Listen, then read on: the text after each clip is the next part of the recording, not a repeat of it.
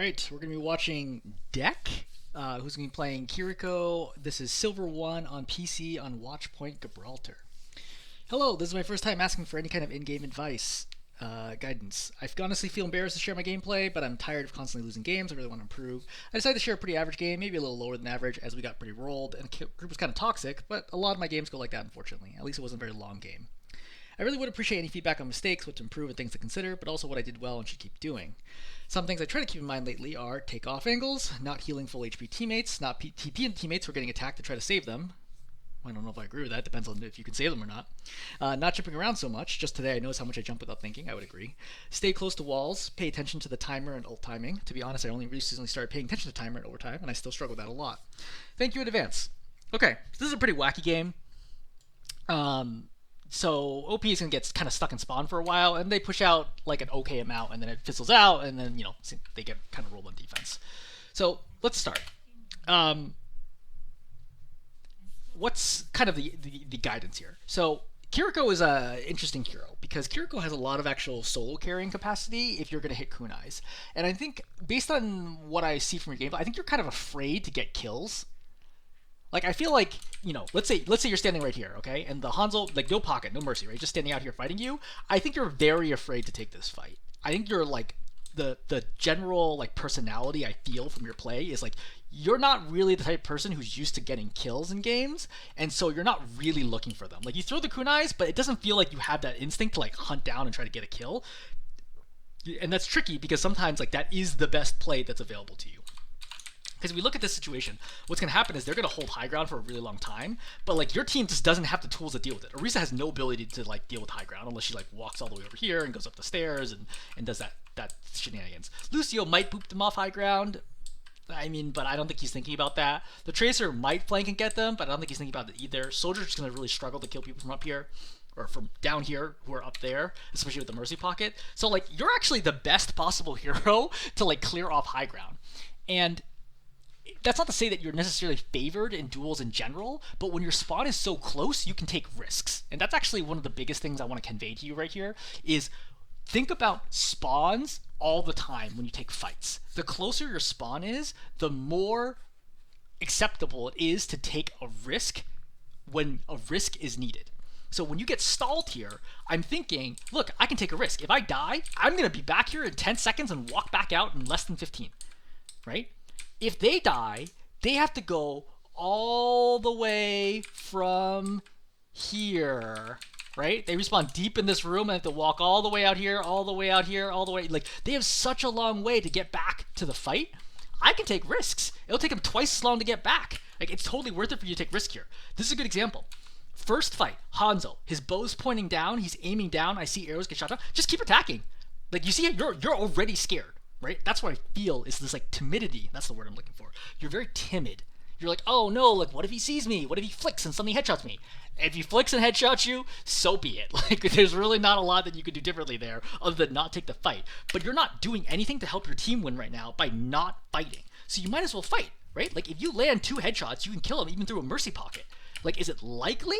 It's not likely, but even one headshot forces him to stop shooting at your team at least. So you really want to be looking for the opportunities to attack. Even right now, I would just keep taking the duel. My tank's dead anyway. If I die right now, so what? I spawn on my tank. I lose no time here. Just take the fight. Right? As long as he doesn't have Sonic. If he has Sonic here, that's a different story, right? If he has Sonic here, I don't want to stray because I'm going to get killed the second I poke out. But without Sonic, I would have stayed out here the whole time, just constantly poking him. Because Kiriko is a very, very small target. It's really hard for him to consistently hit you at this distance. Like, you are tiny compared to, like, what he's trying to aim at, and he's got to pull it, which slows him down. You're very good against snipers because of the way the kunais work. Like, you don't have to slow down at all while you strafe, so you're very, very good at taking down Hanzos, Ashes, Widows, etc. Like, very, very good. So, don't be afraid to just take that fight. Like, just, even through a Mercy Pocket, just take it. Like, Mercy doesn't change the breakpoints at all. He either headshots and kills you, with or without the Mercy Pocket, or he body shots you and you don't die. Like either way, you're like it is what it is. So you teleport down here, but it's nothing to do here without a tank, right? You heal up the Lucio. So, all right, we eat this shot right here. I honestly, you're gonna Suzu here. I guess I would have because the Hans would have hit you otherwise. You could also teleport your Orisa. So. attacking now? Good, right? So walk forwards, right? Pop a heal in. What's my priority right now? Is it any of these high health heroes down here on my team? No, it's the Hanzo. The Hanzo's the priority. The Hanzo's so dangerous. Just attack the Hanzo. Just take the duel. Just get so comfortable with just AD strafing and taking the duel, right? Just like whatever you got to do. This is where deathmatch practice is really, really helpful. But like fundamentally, Kiriko is built to be a deathmatcher. She's like one of the best duelists in the game because of her tiny hitbox and her great escape. So she's like the tracer of supports. So you really got to be taking these fights, right? Like, again, what can I really do? Like, this healing is irrelevant because they're just going to burn through the Orisa anyway. I have to deal with the Hanzo, and because you don't deal with the Hanzo, eventually you kind of forget about him, you stop dodging against him, and you're walking forwards, and that's why you die right now. So, this goes back to take the fights, right? Sometimes, like, this is a good fight. This is different if we're all the way out here. If we're all the way out here about to cap the point, and there's a Hanzo up here in this window shooting at me, right? I don't take this fight. This is not a good fight for me, because if I die, my spawn is super far away, and his spawn is very close. So I'm not going to take that fight. I'm going to teleport somebody here, heal here, right, keep people alive, try to push in that way. But, like, in this situation, you lose virtually nothing by taking the fight, right? The risk-reward ratio is heavily in your favor. So you come out right now, you're really not looking down at all. Like, you have no real awareness of where your team is. Your tank's not here, your soldier's about to die, you've lost 2 teammates, and you just drop into 5 enemies. And so now you're like, oh shoot, what do I do? And this is like, your just timing is wrong. You know, there's no reason to be starting the fight that early. I would note here, the soldier also dies to the left. You conceivably could have saved him if you ran forward a little bit and teleported over, which actually would have been a big play. If you teleported over here and then popped it, because he actually doesn't have Wraith form. So if you walked slightly to the left, like roughly to around here, you could have teleported to the soldier, popped Suzu, saved him, and killed the Reaper. This is a really good example where, like, what the heck are you going to do out here if you don't get kills? Right? You got to make it, if you're going to play Kiriko, like, if you're playing Lifeweaver, like, it is what it is, right? You're playing Lifeweaver, you're playing Mercy, you have limited control. But as Kiriko, you have massive ability to change the game, right? Headshots, big deal. I wouldn't aim at people who are, like, jumping around, like, flying, like Mercy. That's not really your job. You're looking for the people who are just running around the ground. Hanzo, in particular, should be priority number 1 for you to kill, right? Hanzo's very easy for you to hit, relatively speaking. So right now, you need to be doing something we call weaving, okay? Where you do heal, attack, heal, attack. Because our healing has an innate cooldown where you can't heal again for like about a second plus. That allows you to throw 2 kunais in, basically 2 kunais in, without losing any healing. It's technically, I think, it's like 1.8, 1.9 kunais, but it's effectively 2 kunais. So the pattern you should learn is 1 full heal, attack. 1 full heal, attack. And I have a brief video guide on this as well. Like, that should become, like, innate to you. At a minimum, throwing 1 kunai between heals, but ideally 2 kunais between heals all the time, right? It takes muscle memory to do it, but that's what you want to be training if you want to be playing Kiriko. So, you see how you're not throwing any kunai. Alright, let me back this up. Let me demonstrate just how many kunais I could have gotten in right now. So this is a heal. Attack. Heal, attack. Heal, attack. Heal, attack. Heal, attack. Heal, attack. Heal, attack. Heal, attack.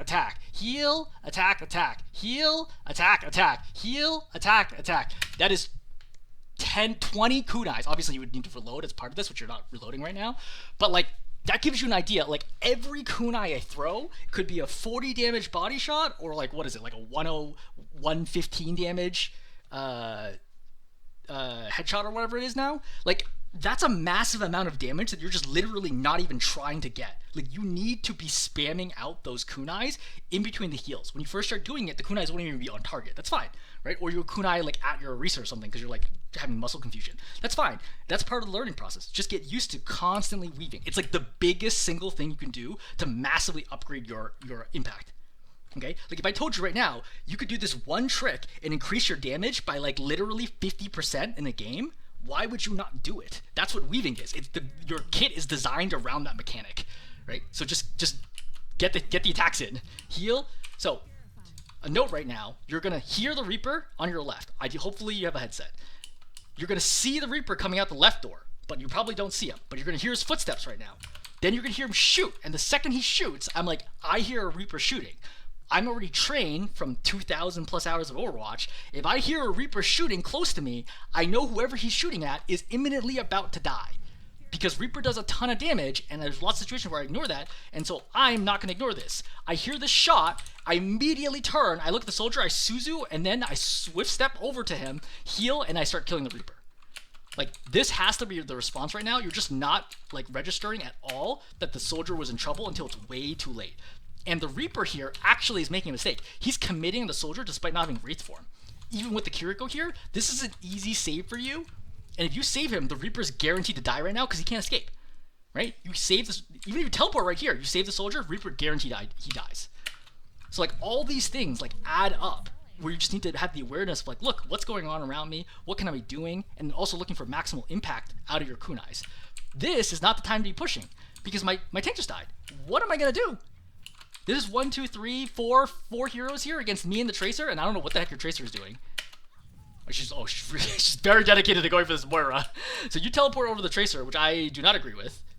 I think that this is, first of all, it's obvious to me, probably not to you, that she's going to rewind, A. B, you're stuck way in the back line. Like, they should just come over to you and kill you, like, very easily.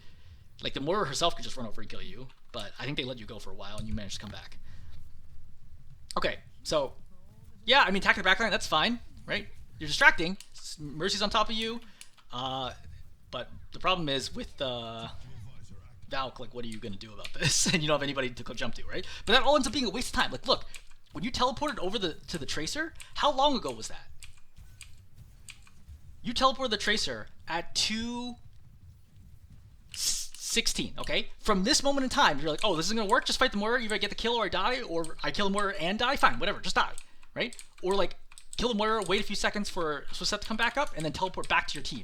But don't try to run away to, like, so far away, because, remember, it was 2:20 that you teleported over, 2:16. You end up dying at 1:45. So you waste 30 seconds of 4 minutes messing around, not doing anything that was going to help your team win the game. So that's important. It's like prioritizing the time aspect of the game. How can I be efficient with my time? Because every attack we have is a chance to win. If I'm off, like, doing nothing, I'm not giving my team any chance to win. Like, they effectively have no chance of winning a fight without me. Alright, so it's funny, these games look so dissimilar to, like, games that I'm used to, so it's, like, hard for me to even process, like, what the heck is that Ana doing here? With the Orisa behind her and a Bastion walking this way, and the whole thing is weird, and it's fine. I'm just not going to worry about it. I don't think you needed a Suzu here, because Orisa already takes half damage while she's in popping ultimate and Terror Surge, so you can just heal. No one's going to be able to kill the Orisa through this, so you could have saved the Suzu. So right now would be a good time to think about popping the Suzu if I needed it. Or, like, right now on the soldier if anyone looks at them. Right now I would Suzu the soldier for sure. Right? Reaper's here, so focus on keeping the soldier alive, right? One heal, attack, attack. One heal, attack, attack. All while you're backing up to make your life easier. See? The thing is, like, if the Reaper goes in, that's fine. Like, fight it, just fight it. It's okay. Like, if we die here, again, it's not a big deal. Like, we're just going to respawn over here. It's fine. But if you want to teleport out, it's fine. But if you teleport out, the soldier's guaranteed to die, which is, you know, bad for you. But it's fine. If you want to do this, it's okay. This is, like, an okay escape. You saw the Orisa get speared out of position. Can't do anything about this. That's fine. So, reset again.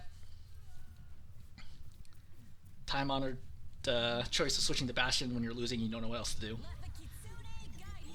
So, right here, number one is, I think we, oh, did I miss a pick? Oh, it gets rezzed, okay. So I think this is a good Kitsune, right? Risa's overextended. Yep, try to get attacks in. Again, you can heal, you can still pop in weaves here, right? Get the weaves in. I want to be moving up aggressively, trying to get kills here. You would have heard / seen the Hanzo climb to the left, so I'd be looking for him. There's no reason to be frontlining right now, you're in front of your whole team. Right, now you can step up. Right, Risa's trapped in there. Yeah, I think you guys are going to roll a little bit. So we're going to jump forwards. Okay. So, what's going on? You hear the Reaper in left room. Where do I play? I play up here. Why? Well, Reaper's a close-range dangerous hero. You normally think, I shouldn't play close to the Reaper. However, I have 3 other heroes here. The Reaper's not going to shoot me through 3 other heroes. I'm a very thin, small target. He's going to shoot these fat, juicy targets in front of me first. He's not going to run past them to me. That's number 1. Number 2, I might be worried about ultimate. But I can't be, or shouldn't be, because as a reminder, we just saw him pop ultimate to kill the soldier, right, very recently. So he's not going to have ultimate now. Even if he did have ultimate, it's still the wrong call for me to be here because it's overtime. So like this is the last fight of the game. I'd rather be here with my team, giving us a chance at bursting him down through Reaper ultimate, than to be playing far away, watching him kill my whole team.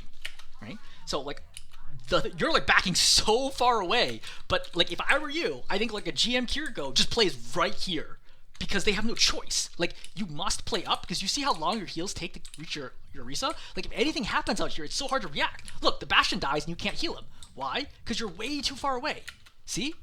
Like, see the Bastion's here right now, you're going to try to heal, and your heals don't get to him because you're too far away. If you're up here, you can heal him, you can Suzu him, you can damage the Reaper, like any number of things you can do. But if you're too far away, you have no impact. And now you're playing crazy far away again because you're still worried about Reaper ultimate. Again, even if he popped Reaper ultimate, I would prefer to be right here to potentially stop him because I can kill him in slightly more than 2 headshots myself. So if anyone does any damage to him, we can kill him together. Playing far away maximizes the chances that you will have no impact on this fight. You need to play up. I would still be walking way forward right now. Right.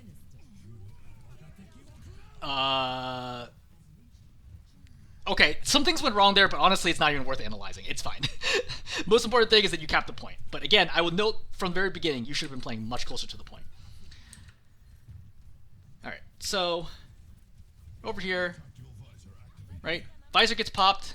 I come over. You're trying to save your Ana. So it's good awareness to know that your Ana's in trouble. You obviously missed the Suzu, but, you know, is what it is. I would teleport to your Risa or Soldier right now. Actually, you hear the Reaper, so it's like kind of tricky. I think I'd probably stay here with the Tracer first, then confirm the Reaper kill. I would not walk away from this. This is a good example. Like, sometimes it's okay to take a little more risk sometimes. Like, you can walk forwards and be a little closer to Reaper to help your Tracer stay alive. Yeah, come out right now. So I would stay out here because I'm still worried about my Soldier right now. Yeah, he gets killed by the Sonic. I hear the Reaper. The second I hear those heavy footsteps, I turn and I immediately start shooting. Right? You cannot out heal Reaper. Reaper does like 215 damage per second. It's impossible for you to out heal him. The best way to deal with Reaper is just to kill him faster than whoever you're shooting at. I would 100% be helping killing this Reaper because we just saw him use Wraith Form. He cannot escape. This is a one-way ticket for him.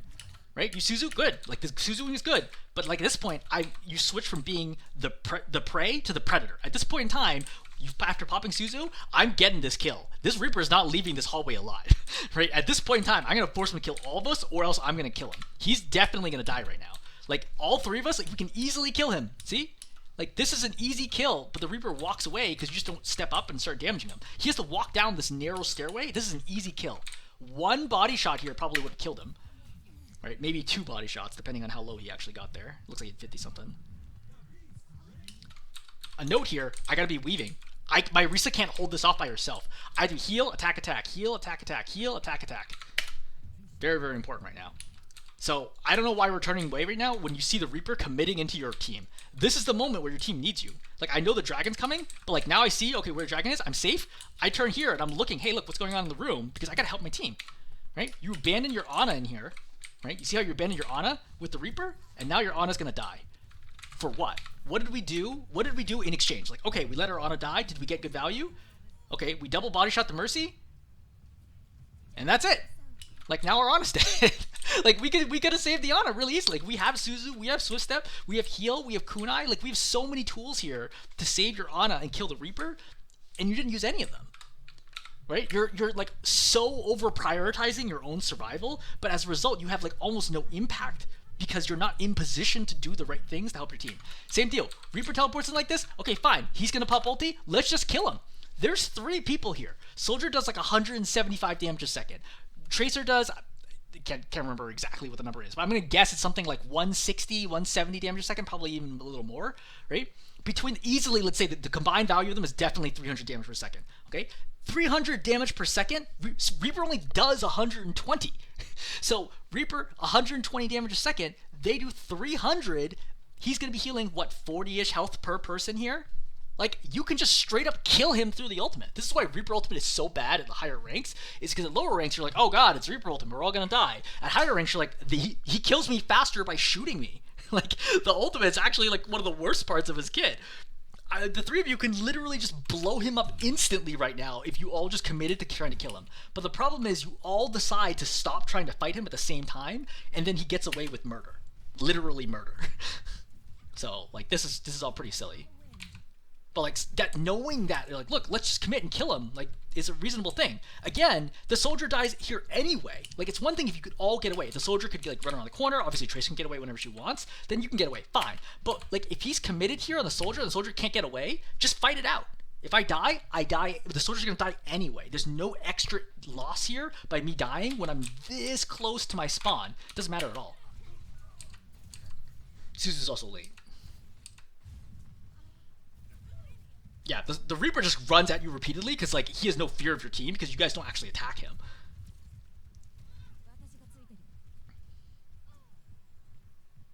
Alright, I think it's good that you switch the angles, right? I think this is good because your Ana's already on the left. Wait, I take this back. I don't know if this is so good. So, you're gonna see the Orisa here against your Ana, and then you teleport away. I understand that you went to go help the DPS, but you inadvertently actually leave the Ana here on an island. And then she ends up baiting their attention and gets killed by Hanzo. But there's nothing you could have done about that. I think she did something silly here. Yeah, I don't know what the heck she's doing here. Okay, so I think you're good. I think switching the angle here is good. Alright, Ana's gonna die. You have to wait for the Ana. I don't think you need to pop Kitsune here. So I think this is probably inexperience of how much health and damage people do. So the Orisa here has 488 health. With armor gives you an extra. The effective health increases about 40%. So she has about 525 health here. We'll just ballpark it. 525 health here. The fact that she has Fortify is going to reduce damage by about 50%. I think technically 40%, but let's just say 50% for easy numbers. She has about 1,000 health right now. Effective health. That's the quick way to think about this. She has about 1,000 effective health right now. No one's going to kill a character with 1,000 health, right? There are very few abilities in the game that can kill somebody that fast. So you should not look at this as, oh god, the Orisa's missing some health, she's in danger. You should think as, this Orisa is basically unkillable. Is there anything else I should be doing right now? For example, damaging the Orisa, or helping a DPS, right? Or like, off-angling, any number of things, but your Orisa is not in danger. You definitely should not be throwing Suzu. This is a mistake. But you could have killed the Orisa right now. Right, this is a good example of, like, I would take this fight. Like, look, I'm already this close to the Hanzo. I don't have to worry about, like, stepping out. My spawn is right here. If I make a mistake, take the fight. Just take the fight right now. Just start AD strafing, take the fight. Like, this Hanzo is more scared of you than you are of him. Like, he definitely did not realize that you were going to be this close to him. See? He's like, oh, shoot. He's dashing backwards because he's scared of you. Right? That's not a good fight for Hanzo at that range. Like, you can two-shot him very, very quickly at that range. So you pop Kitsune here. It's not a great Kitsune, but honestly, I think your options are pretty limited right now, and you're gonna end up losing here. Yeah, like you don't have the numbers here to possibly be able to win this fight. Okay, covering defense briefly. Yeah, they're pushing forward. I would be looking for picks right now. Just go out here, like do what they did. Just come out here. Like you see how these two people are just crouched behind this box? Literally, just walk out here and attack them. Yeah, see, you're like dodging right now. No one's even shooting at you. Just kill him. Just kill the Reaper. Like, let's slow this down. Like, you're so timid. Just kill him.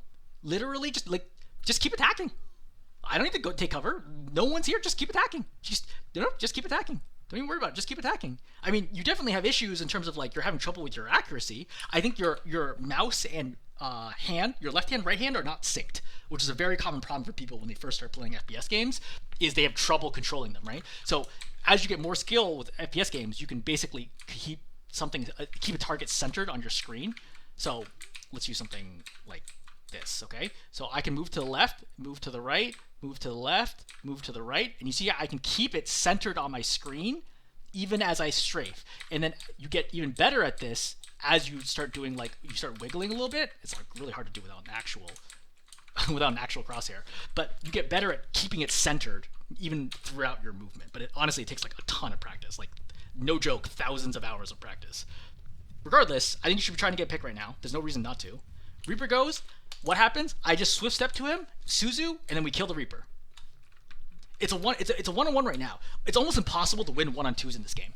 I'll tell you that. Maybe that'll be helpful. It's almost impossible to win one-on-twos.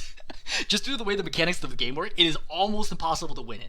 The combination of the fact that you're going to be healing the soldier for about 75 health a second, and you're going to be attacking, and the Reaper needs to burn through 400 health, not including the healing to kill you, is an almost insurmountable obstacle for the Reaper. You can just teleport here and safely kill the Reaper. There's almost no way that he can win this. Right? Great. So we get there, but late. That's fine. Soldier drops. What do? I drop with him. Why? Because A, I know the soldier's an idiot. So the soldier thinks he can kill the Reaper because the Reaper is low. What the soldier probably doesn't know is there's a mega health pack in this room because he's probably new to the game. But regardless, this soldier's going to die if I don't help him. So my instinctual read right now is I turn, I see the soldier start running and jumping, I immediately follow him down because I might as well try to trade for him. This soldier's almost surely going to die, but maybe I can kill the Reaper in exchange for my soldier so I can get something out of it. But you're not going to pay attention. Soldier's gonna die right now. Zen's also trying to take this fight, and you're like, oh shoot. But you heal. Now you don't want to take this fight because the Mercy's here. Yeah, I think now you're in big trouble, right? Because now it's no longer a 1-on-2 or 2-on-1 in your favor, right? Now it's like a 2-on-2, and DPS and the support are better than 2 supports, especially when the other support's not even paying attention. Alright, so that's a rough first fight. So we're all kind of grouping up here. We're trying to be able to get in. You're switching to the off angle right now. I think the problem is you don't have time for the off angle. Your team is forcing this path, so you have to stay over here. I think this is a really hard read for you to realize this in the moment, though. You really have to stay with your team because you're the main healer here because the other healer is a Zen. The other support is a Zen, which means that you're going to be like 75% plus the healing on the team in this game. So you can't leave the core of your team right now, which is what you did by off angling. So that's no good. But fortunately, your team still managed to get enough. I would note your healing accuracy is not so good. This is a common problem, but I haven't flagged until now. So this heal, fine, right? You're trying to heal the Bastion. So now you're going to heal the Sigma. Okay, you throw 2, then you Suzu. Okay. Now you're trying to heal, and you notice that all this healing gets wasted.